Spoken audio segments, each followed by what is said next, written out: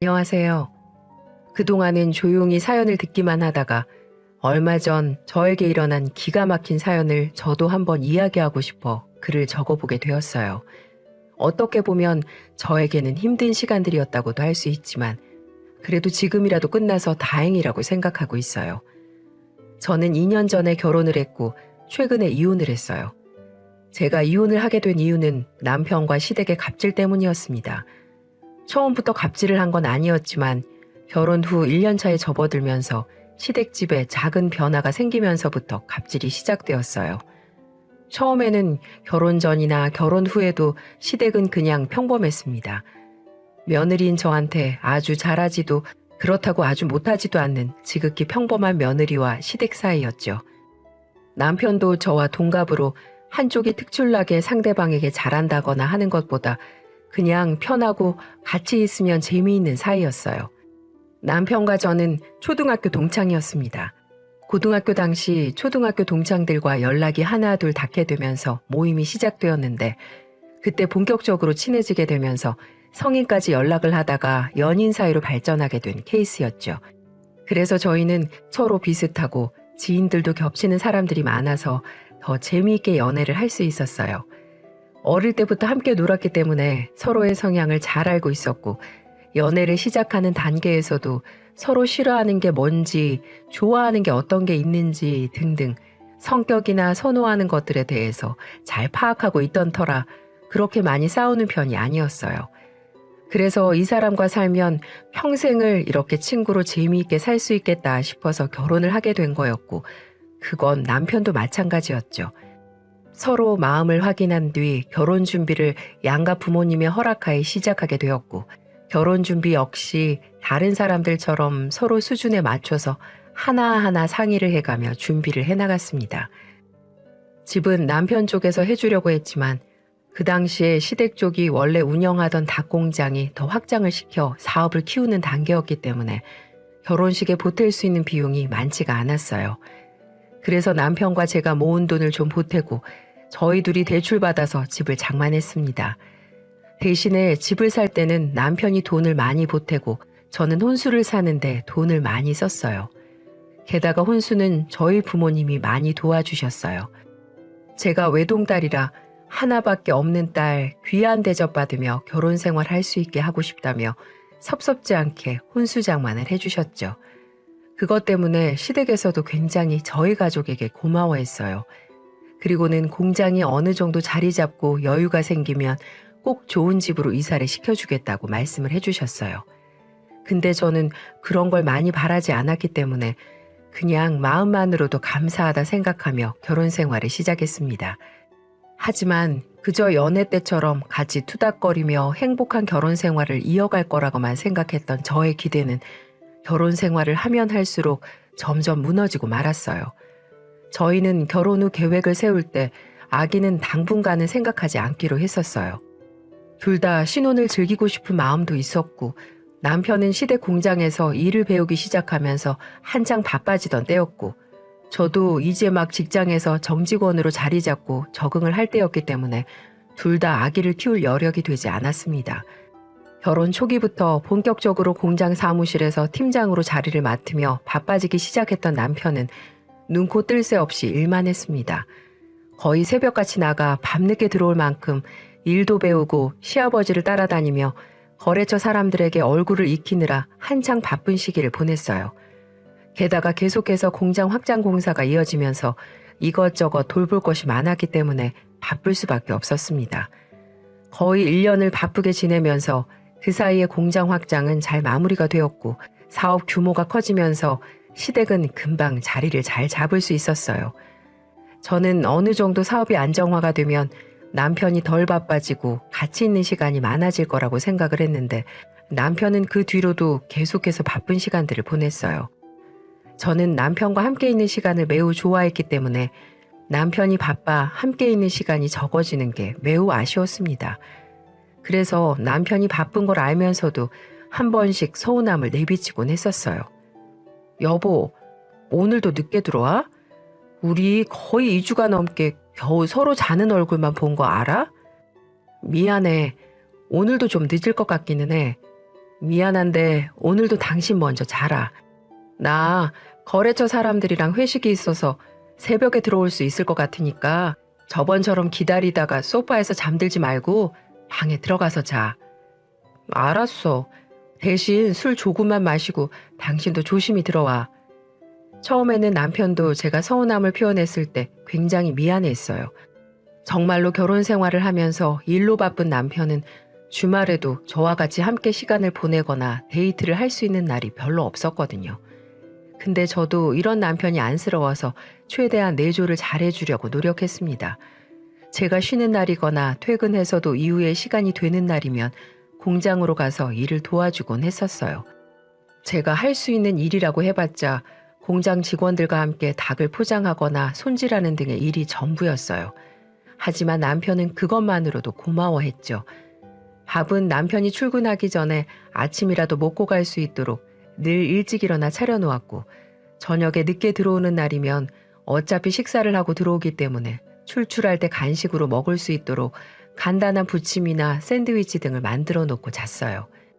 하지만 이게 점점 지속되고 나니까 남편은 이 모든 것이 매우 당연한 걸로 생각을 하는 것 같더라고요.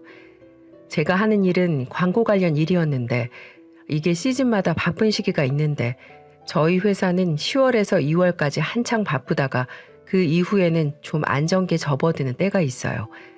그래서 다시 바빠지던 시기에 공장을 못 가니 남편에게서 연락이 오더라고요.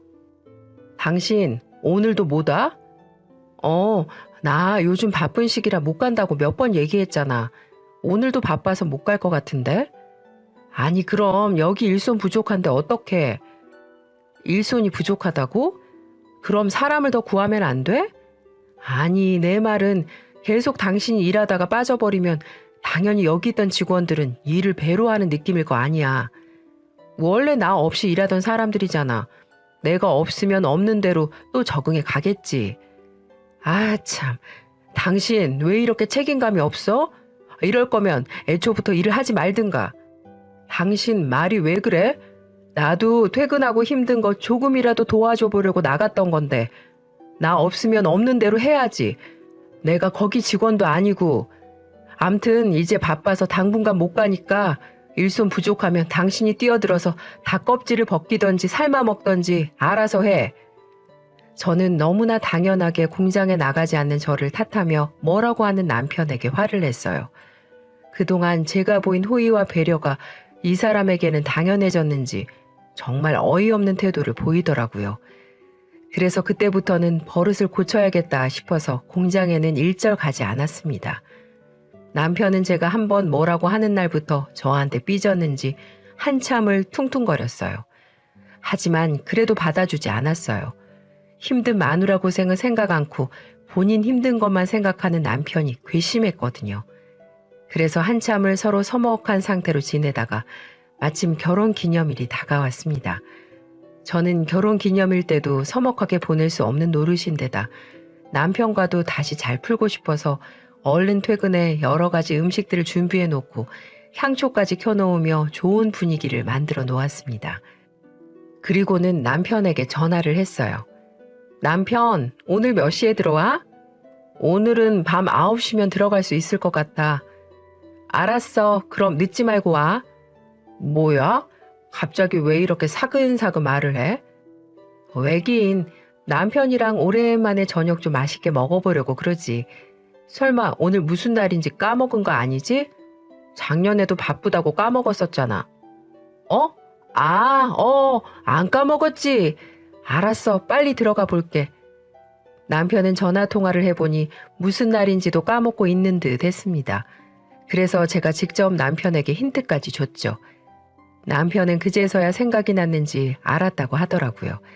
조금 서운하긴 했지만 그래도 약속한 시간에만 잘 들어와도 괜찮다고 해야지라고 혼자 생각을 하며 있는데 남편은 12시가 지나도록 들어오지 않았어요.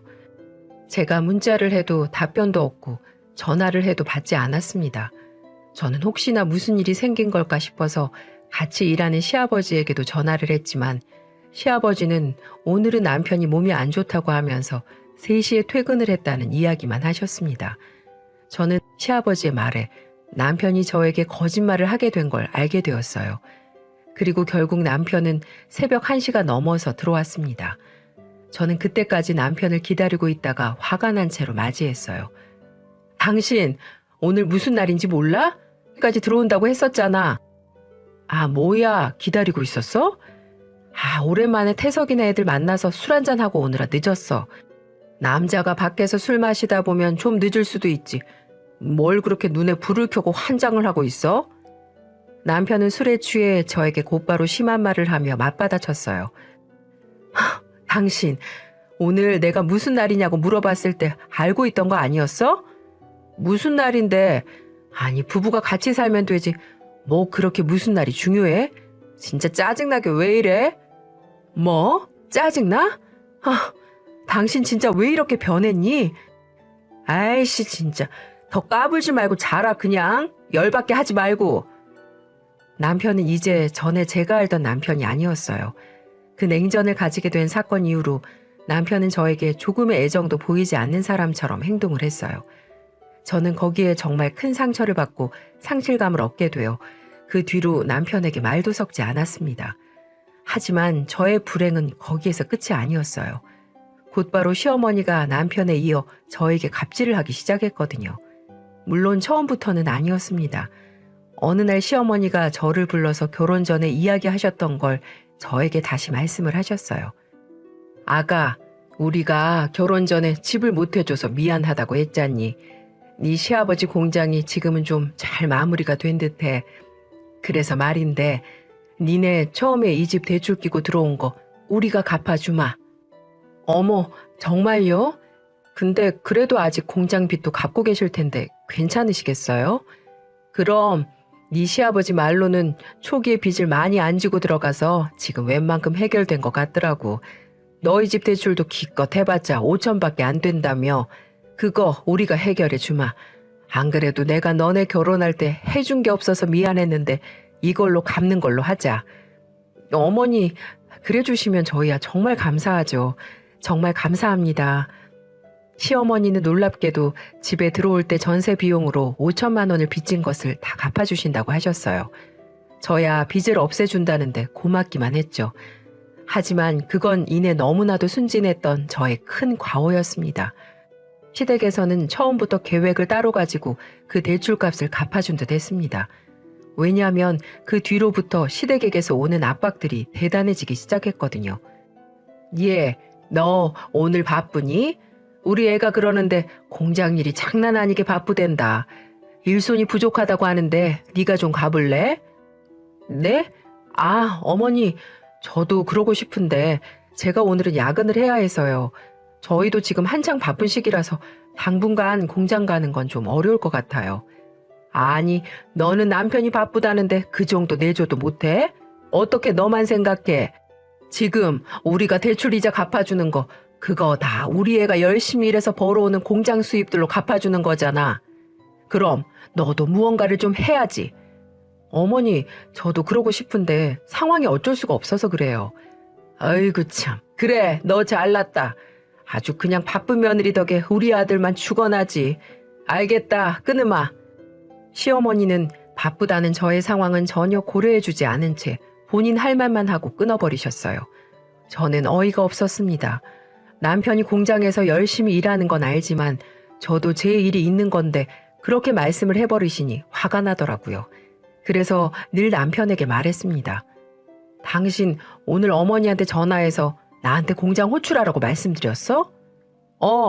당신이 내 말은 안 들으니까 시어머니 말은 들을까 싶어서. 내가 요즘 바쁘다고 못 간다고 했잖아. 안 바쁜 때는 나도 가서 당연히 돕지. 야, 너 생각 좀 해봐. 지금 거의 나 혼자 이 집 대출 갚거나 다름없는데 너는 바쁘더라도 시간 쪼개서 와가지고 같이 거들기라도 해야 하는 거 아니야? 양심은 있냐? 뭐라고? 당신 말 그렇게밖에 못해? 그냥 이참에 거기 회사 때려치고 내 밑으로 들어와. 전에 보니까 당신 닭손질 잘하더만. 당신은 그게 체질에 맞아. 괜히 말도 안 되고 돈도 안 되는 광고회사에서 썩지 말고 와서 닭손질이나 해. 남편은 이제 완전히 저를 비하하는 말까지 서슴없이 하기 시작했어요. 저는 거기에서부터 정말 큰 실망을 해서 남편이 싫어지기까지 했어요. 하지만 여기에서 더 결정적인 사건이 일어나게 되었습니다. 또다시 한 차례 싸우고 남편과 다시 어색하게 지내고 있는데 마침 남편의 생일이 다가왔어요. 그때 저희 엄마는 저희 둘의 상황을 모르고 있었기 때문에 남편 생일상을 차려주고 싶다고 저희를 초대하셨죠. 엄마는 저에게 전화를 해서 남서방과 같이 주말에 오라며 이야기를 했어요. 저는 그때까지도 남편이 먼저 사과하기 전까지는 먼저 풀지 않을 생각으로 말도 걸지 않고 있었는데 저희 엄마가 그렇게까지 말씀을 하시니까 또 엄마의 마음을 무시하고 싶지 않아 남편에게 이야기를 했죠. 여보, 엄마가 당신 생일 얼마 안 남았다고 주말에 밥 먹으러 오라셔. 생일상 차려주신다고. 저는 나름 큰 결심과 용기를 내어 말했어요. 솔직히 저한테 잘못한 건 남편이었기 때문에 먼저 사과를 받기 전까지는 말도 걸고 싶지 않았거든요. 하지만 그것과 엄마의 생일상은 별개였기 때문에 어렵게 말을 꺼냈습니다. 근데 그 후로 들려오는 남편의 대답이 저를 완전히 뒤집어 놓았어요. 아, 바빠. 못 간다고 말씀드려. 당신은 공장에 와서 일할 시간은 없으면서 친정 가서 밥 먹을 시간은 있나 봐? 남편은 어이없게 또다시 공장에 나가서 제가 일을 하지 않는다는 이유로 트집을 잡으며 저희 엄마의 성의를 무시했어요. 말 또 그따구로 할래? 네 장모가 너 생각해서 생일상 차려주신다는 거잖아. 아, 못 간다고 글쎄. 노인네가 지네 딸이 노니까 나까지 노는 줄 아나. 더럽게 귀찮게 하네. 못 간다고 말해라. 나 그날 바쁘니까. 남편은 이제는 저로 부족해 저희 엄마까지 무시를 했어요. 저는 엄마가 사위에게 그런 푸대접을 받는 게 너무나도 화가 나고 죄송스러웠습니다. 그래서 저도 모르게 눈물이 나더라고요. 그리고 우리 엄마를 하대하는 남편을 용서할 수 없어서 뒤돌아 방으로 들어가고 있는 남편에게 달려가 뒤통수를 후려쳐버렸습니다. 야! 이게 미쳤나? 남편은 저한테 세게 맞고는 잔뜩 화가 났는지 저를 벽으로 밀치고는 주먹으로 저의 얼굴을 몇 번이나 때렸습니다. 그리고는 아우 진짜 한 번만 더 이따위 짓 해봐.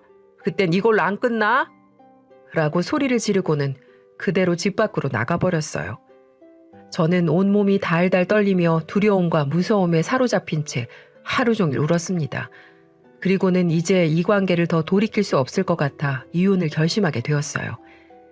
그동안 남편과 시댁에서 당했던 게 하나하나 떠오르더라고요. 시모는 시도 때도 없이 대출비 갚아줬다는 이유로 시댁에 와서 청소하라든지 집안일을 시키기도 했고 심지어는 마당에 개 3마리가 있었는데 집안에 아무도 없다며 퇴근하고 얼른 가서 개 사료랑 물 채워주라고 시키기도 했습니다. 한 번은 시모 생일을 그냥 넘어갔다고 기본 예의도 모르는 년이라며 욕을 하기 시작했고 친정엄마가 허리를 다쳐 병원에 입원했는데도 닭공장 일손이 바쁘다며 못 가게 막은 일도 있었습니다. 그리고 이 남편이란 인간은 알고 보니 집에 늦게 들어온 이유가 공장 일이 바쁜 일도 있었지만 일찍 끝나는 날엔 저를 속이고 유흥주점 같은 데를 다니는 듯 했습니다. 여러분들이 잘 아시는 노래방이나 룸주점 같은 데 있잖아요. 남편은 친구들과 술 한잔 하다 외로웠는지 그런 곳에 가서 여자 끼고 펑펑 돈 쓰며 놀다가 새벽 늦게 들어온 것 같아 보였어요. 어떻게 알았냐고요? 우연히 남편 카드 명세서를 봤는데 황진이 노래방, 아마존 이런 데가 찍혀서 전화를 해보니 역시 아가씨 장사하는 곳이더군요. 이것도 제가 감각이 무뎌서 그런 건지 최근에서야 알았던 거였어요. 물론 남편이 지금까지 안 다니다가 최근부터 다닐 수도 있겠죠. 하지만 그 인간이 술집에서 여자 끼고 더러운 짓을 했다는 걸 상상하니 도저히 못 참을 것 같아서 한마디 했는데 그 인간은 자기는 술만 먹고 친구들만 여자 불러서 놀았다고 잡아떼는데 증거가 없으니 이러지도 저러지도 못한 적도 있었습니다. 본인은 절대 아니라고 소리를 꽥꽥 지르며 정신 나간 것처럼 행동을 하는데 어떻게 제가 이길 수 있겠어요? 그냥 그러려니 하고 넘어갔었죠. 하지만 지금 생각해보면 참 제가 바보 같았네요. 어떻게 남자들이 그런 곳을 갔는데 술만 먹고 놀 수 있을까요? 더 심한 것도 했겠죠. 참 제가 미련한 사람이었습니다.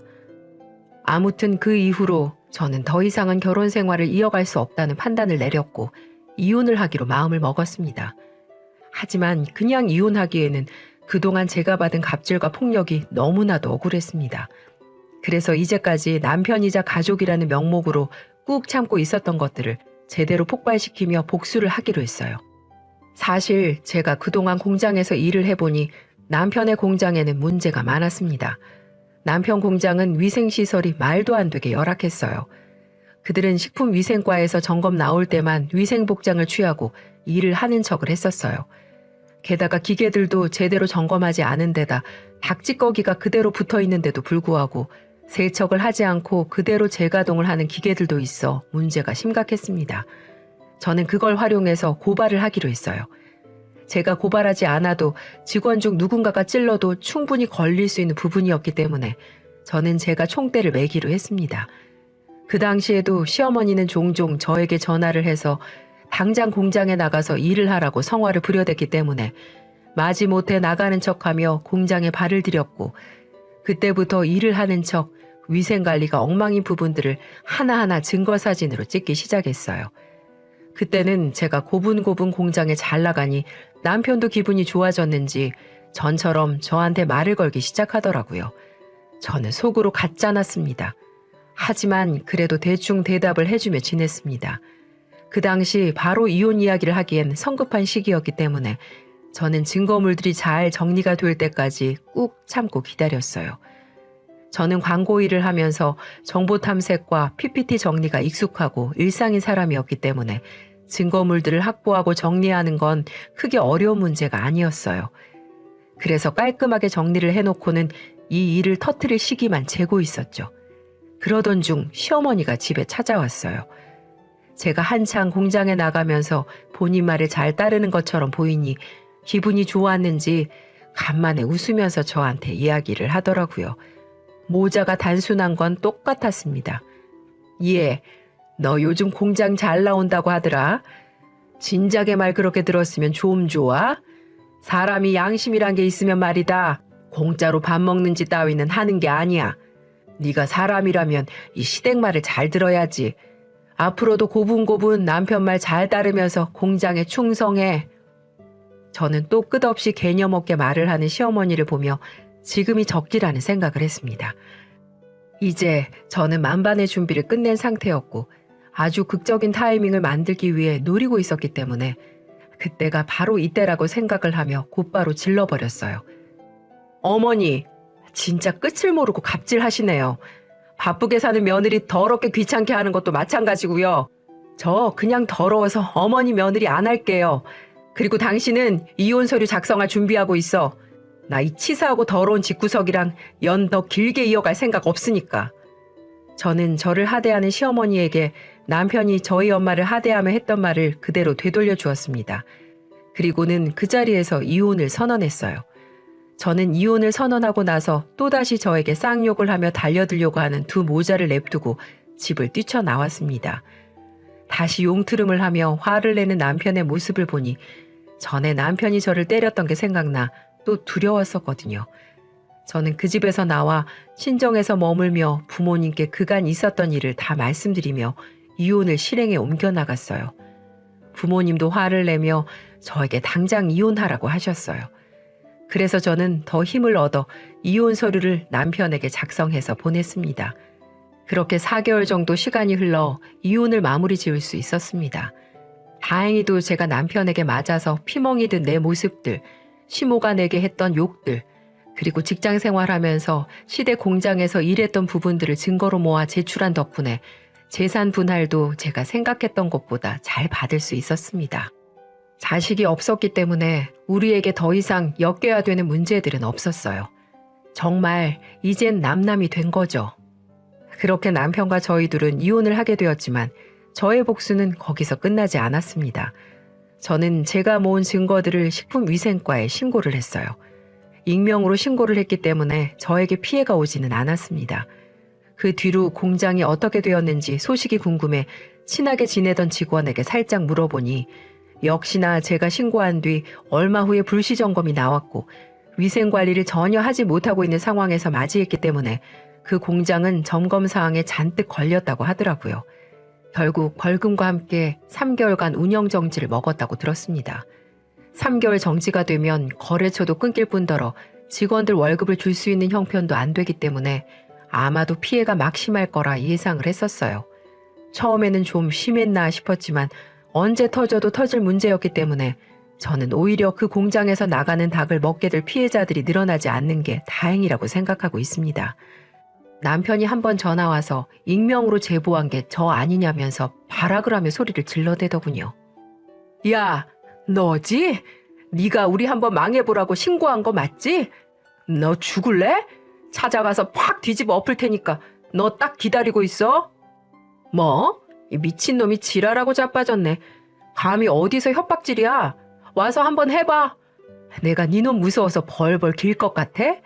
요즘 세상 얼마나 무서운 세상인지 모르고 그따위로 말을 해. 그리고 내가 익명으로 신고했다는 증거 있어? 니네 집이 영업정지 당한 게 왜 내 탓이야? 생사람 잡지 말고 사람이 되라 인간아. 여자 끼고 놀 시간에 니네 그 더러운 기계 한번 더 닦고 위생관리나 철저히 해. 지네가 한 건 생각 안 하고 꼭 남 탓한다니까. 그리고 네가 지금 나한테 협박한 거 녹음 다 했으니까 찾아오기만 해봐. 너 그날로 깜빵 확 보내버릴 줄 알아. 알았어? 야, 너? 그리고는 전화를 끊어버렸습니다. 물론 다시는 그 인간이랑 엮이지 않으려고 시댁 식구, 남편 전부 전화도 차단했고요. 그렇게 제 결혼 생활은 마침표를 찍을 수 있었네요. 이혼을 하게 된 가정이 씁쓸하긴 했지만 제 인생의 쓰레기를 하나 처리하게 된 것으로 저는 만족하고 있어요. 게다가 아이가 없어서 이혼녀 꼬리표가 붙기는 했어도 그래도 아직 제 나이가 창창해서 우울하게 지내고 있지도 않습니다. 오히려 인생 경험 세게 했다고 생각하며 더 사람 보는 눈을 키워야지 생각하고 있어요. 이혼 후에 동창들에게 들어보니 역시나 그 인간은 공장 정지당하고 손해가 커서 엄청 힘들어하는 중이라고 하더라고요. 그리고 친구들 사이에서도 제 욕을 그렇게 한다는데 저도 제 친구들에게 그 인간과 그 인간 어머니가 저한테 했던 것들을 그대로 다 말해주고 있어요. 그럼 오히려 친구들은 전 남편을 같이 욕하면서 저한테 이혼 아주 잘했다는 이야기를 해주고 있답니다. 저는 이제 이 이야기를 끝으로 기억에서도 지우며 살아가려고 해요. 저는 제 일을 더 열심히 하면서 광고업계에서 더 성공하기 위해 노력하려고 합니다. 이 사연을 같이 들어주신 여러분, 혼자가 된 저의 지금을 안타깝게 보지 말아주시고 부디 응원해주세요. 여러분에게도 앞으로 실패가 아닌 성공만 있기를 응원하며 글 마무리할게요.